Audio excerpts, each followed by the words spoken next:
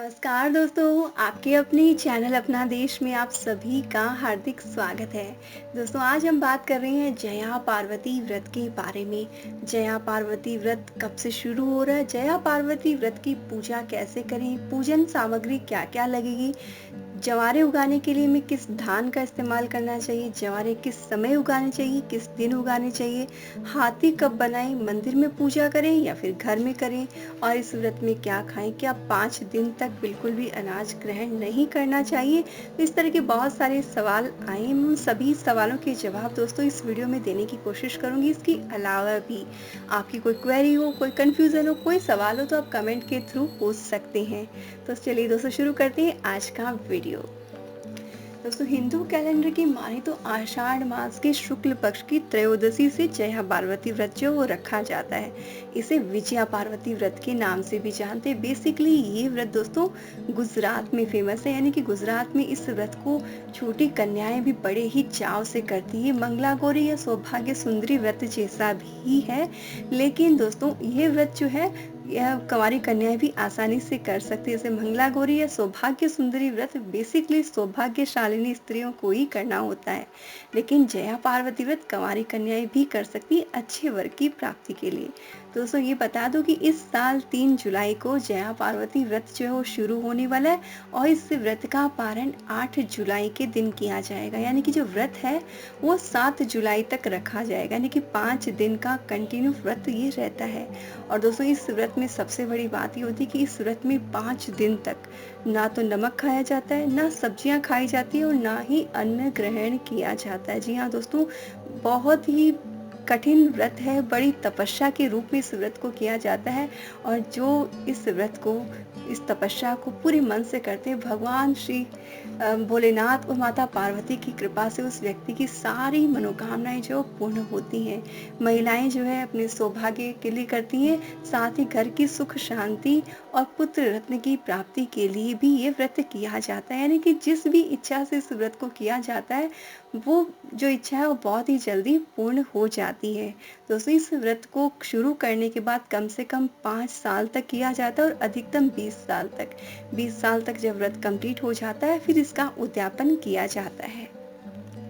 और इस व्रत में माँ पार्वती, भोलेनाथ, नंदी बैल के साथ एक मिट्टी के हाथी की पूजा करने का विधान है।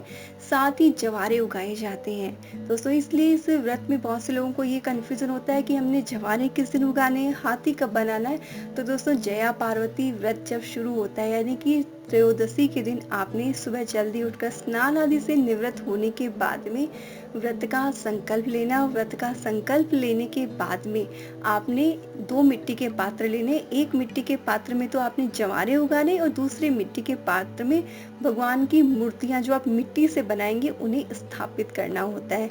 और 5 दिन तक उन्हीं मिट्टी की मूर्तियों की ही आपने पूजा करनी होती है।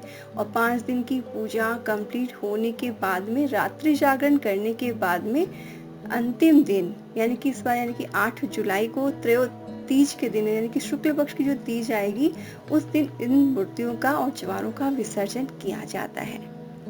तो दोस्तों आपने करना क्या है, त्रयोदशी तिथि के पहले ही आपने सारी चीजों की व्यवस्था कर लेनी, यानी कि मिट्टी का पात्र, मिट्टी, पूजन सामग्री, फूल इत्यादि जो भी अवेलेबल हो वो आपने इकट्ठे कर लेने हैं।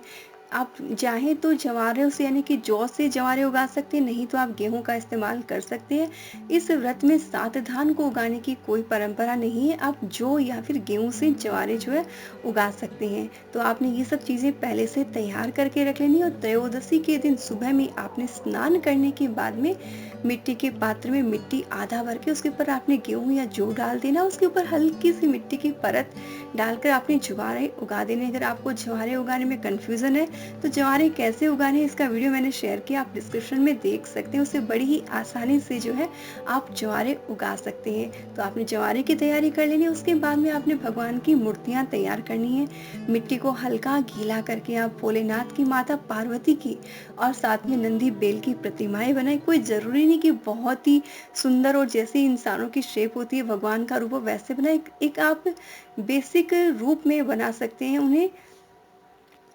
भगवान का मॉडल रूप आप बना सकते हैं। ऐसा नहीं कि आपको एग्जैक्ट भगवान जैसे दिखते हैं वैसे ही आप मूर्तियाँ कार्व करके बनाए तभी हो, वैसा कोई दिक्कत नहीं है। आपसे जैसी मूर्ति बने आपने वैसी ही मूर्ति बना देनी है। साथ में आपने एक मिट्टी का हाथी बनाना है। इन सभी मूर्तियों को आपने मिट्टी के पात्र में स्थापित कर लेना। मिट्टी का पात्र नहीं है तो किसी बड़े पात्र में आपने स्थापित कर लेना है। इस तरह से पात्र है कि आप आसानी से उसे एक जगह अच्छे से रख सकें, क्योंकि 5 दिन तक कंटिन्यू आपने इन्हीं मूर्तियों की जो है पूजा करनी होती है। तो मूर्तियां बन गई, आपने जवारे उगा दी, अब आपने पूजा स्टार्ट करनी। दोस्तों पूजा के लिए आप पंचामृत से मूर्तियों को स्नान कराएं, फिर सिंपल जल, अगर गंगा जल है तो गंगा जल से स्नान कराएं। उसके बाद में रोली चावल इत्यादि जो है वो अर्पित करें, पुष्प अर्पित करें और उसके बाद में भगवान भोलेनाथ की आरती करें।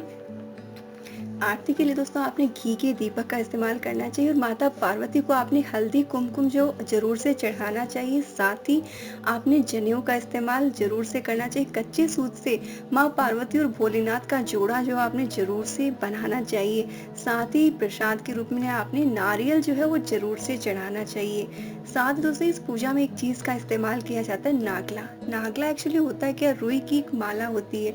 रुई के बड़े नाल को बीच बीच में से धागे से बांधकर एक माला बनाई जाती है जो कि मूर्तियों पे चढ़ाई जाती है और स्वयं भी उन माला को पहनकर आपने पूजा करनी होती है। यानी आपने 2 माला बनानी, एक भगवान को अर्पित करने के लिए और एक स्वयं के धारण करने के लिए। इसलिए ख्याल रहे माला इतनी बड़ी हो कि आप अपने गले में उसे धारण कर सकें और इस माला को आपने पूजा के समय पहनना होता है। पूजा कंप्लीट होने के बाद में उसने आपने माला को संभाल कर रख देना चाहिए। तो इस तरह से आपने पूजा जो है वो संपन्न करनी चाहिए। इसके साथ ही दोस्तों सवाल बहुत जन के मन में ये आता है कि बहुत जगह दोस्तों बेसिकली गुजरात में ही पूजा मंदिरों में भी की जाती है। मंदिरों में ऐसी व्यवस्था की जाती है कि सब कोई अपने जवारों की कुंडी और भगवान की मूर्ति की कुंडियों को मंदिर में स्थापित कर सके और 5 दिन तक भी उनकी पूजा कर सके। लेकिन सभी जगह ऐसी व्यवस्था नहीं होती, तो आप अपने घर में भी ये पूजा आसानी से कर सकते हैं। आपकी जैसी सुविधा हो वैसे आपने करना है, लेकिन जहाँ पर आप पूजा शुरू करते हैं 5 दिन तक आपने वैसे ही पूजा करनी है। पूजा करने के बाद में आपने जया पार्वती व्रत की कथा को जरूर से सुनना चाहिए। और दोस्तों डेली की जब पूजा कंप्लीट हो जाती है उसके बाद में आप चाय, दूध, फ्रूट इत्यादि खा सकते हैं। मिठाई खा सकते हैं, दूध से बनी कोई भी मिठाई जो आप खा सकते हैं। आपने सिर्फ जो है नमक नहीं खाना, अनाज नहीं खाना और सब्जियां भी नहीं खानी। इस बात का ख्याल रखें। इस व्रत के बेसिक नियम में दोस्तों ये चीज़ें बिल्कुल से अवॉइड होती हैं। तो 5 दिन तक आपने बिल्कुल भी इन चीज़ों को नहीं खाना है। बाकी आप लिक्विड ले सकते हैं, फ्रूट भी ले सकते हैं, जूस भी ले सकते हैं, दूध चाय सब पी सकते हैं, कोई दिक्कत नहीं है। और जब 5 दिन तक पूजा कंप्लीट हो जाती है तो दूज की यानी कि द्वितीया की रात को आपने व्रत का जो है वो जागरण करना है। और जागरण करने के बाद में सुबह में स्नान करने के बाद में आपने सभी मूर्तियों की फिर से पूजन अर्चन करना चाहिए। जवारों की कुंडी की पूजा करनी चाहिए और जवारों की कुंडी में से थोड़े से जवारे भोलेनाथ और माँ पार्वती को स्पर्श करा के अपनी तिजोरी में मूली का धागा बांधकर रख देना चाहिए। इससे घर में समृद्धि जो बनी रहती है। बाकी पूरी की पूजन सामग्री को आपने विसर्जित करना है। दोस्तों विसर्जित करने का तरीका वही है जिस तरह से हम गणेश विसर्जन करते हैं, यानी कि आपने एक बाल्टी लेनी है या फिर घर में कोई गमला ले लीजिए। इन सभी सामग्री को आपने उस गमले में विसर्जित कर देना है। आपने किसी नदी में विसर्जित नहीं करना है। आपने पर्यावरण का भी ख्याल रखना है और अपने देश का भी, इसलिए किसी भी नदी में विसर्जित ना करें। अपने घर के गमले में ही आपने सारी की सारी पूजन सामग्री को विसर्जित कर देना है और इस तरह से आपने इस व्रत को कंप्लीट कर लेना है। और दोस्तों जब आपकी व्रत की पूजा कंप्लीट हो जाती है, 5 दिन की पूजा कंप्लीट होने के बाद में आपने जैसे 8 जुलाई के दिन सुबह में स्नान करने के बाद विसर्जित करने के बाद में आप इस व्रत का पारण जो है कोई भी चीज़ बेसिक जो नॉर्मल खाना है, यानी कि गेहूं की रोटी, सब्जी, नमक मिला खाना, वो सब खाकर आप नॉर्मल खाना जो वो खा सकते हैं, कोई दिक्कत नहीं। यानी कि व्रत का पालन करने के बाद में आप पर कोई व्रत के नियम नहीं रहेंगे, आप कुछ भी खा सकते हैं। तो इस तरह से आपने जया पार्वती व्रत को करना है। दोस्तों अब सुन लेते हैं जया पार्वती व्रत की कथा।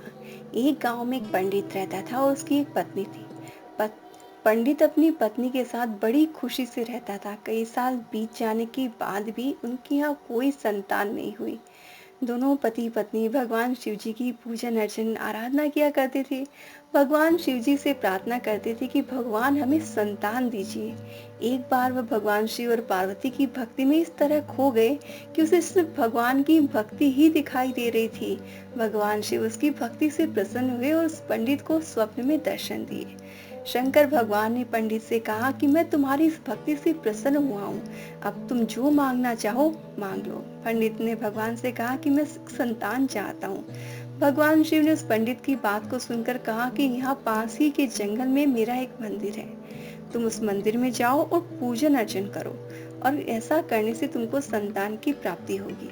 भगवान शिव की ऐसा बोलकर अंतर ध्यान हो गए। जब सुबह हुई तो पंडित पूजा पाठ का सामान लेकर जंगल की ओर चल पड़ा। और पंडित जंगल में शिव मंदिर पर पहुंचा और उस मंदिर की साफ सफाई की। जब वह पंडित फूल माला लेने के लिए जंगल की ओर जा रहा था तब रास्ते में एक सांप ने उसे खा लिया और वह बेहोश हो गया। अब कुछ समय बीत जाने के बाद जब वह पंडित अपने घर पर नहीं पहुंचा तो उसकी पत्नी को बड़ी चिंता हुई और वह अपने पत्नी को ढूंढने के लिए जंगल चली गई। पंडित की पत्नी उसी मंदिर में पहुंची, उस मंदिर की पूजन अर्चना की, भगवान शिव पार्वती से प्रार्थना करके कहने लगी कि मेरे पति जहाँ पर भी हो मेरे पास सुरक्षित वापस लौट आए। माता पार्वती और शिव जी ने उसकी प्रार्थना को स्वीकार कर लिया और उसके पति को पुनः जीवित कर दिया और वह पंडित अपनी पत्नी के पास वापस आ गया। दोनों ने शंकर पार्वती भगवान को प्रसन्न किया और कुछ समय बाद दोनों के यहाँ एक संतान ने जन्म लिया। इस तरह से जो भी भगवान शंकर और माता पार्वती की पूजा करते हैं, व्रत करते हैं, व्रत की कथा सुनते हैं, उनकी सभी मनोकामनाएं पूर्ण होती है। ये व्रत दोस्तों 5 दिन तक करना, और इस व्रत में शंकर भगवान और पार्वती की पूजा की जाती है। और ये व्रत महिलाएं और अविवाहित महिलाएं दोनों ही सुख शांति और अच्छे जीवन के लिए कर सकते हैं। दोस्तों ये है जया पार्वती व्रत की कथा। दोस्तों वीडियो अगर आपको अच्छा लगा हो तो कमेंट में जरूर से लिखें ओम नमः शिवाय या जय माता दी। दोस्तों आप चैनल से जुड़े रहें, चैनल को सब्सक्राइब कर लीजिए। साथ ही दोस्तों घंटी के बटन को प्रेस करने के बाद नोटिफिकेशन में ऑल का जो ऑप्शन है वो आप सेलेक्ट कर लें, ताकि चैनल से रिलेटेड जो भी नोटिफिकेशन है वो आपको मिल सके और कोई भी इन्फॉर्मेशन आपसे मिस ना हो। हम फिर हाजिर होंगे नेक्स्ट वीडियो में, तब तक देखते रहिए, शेयर करते रहिए। ओम नमः शिवाय।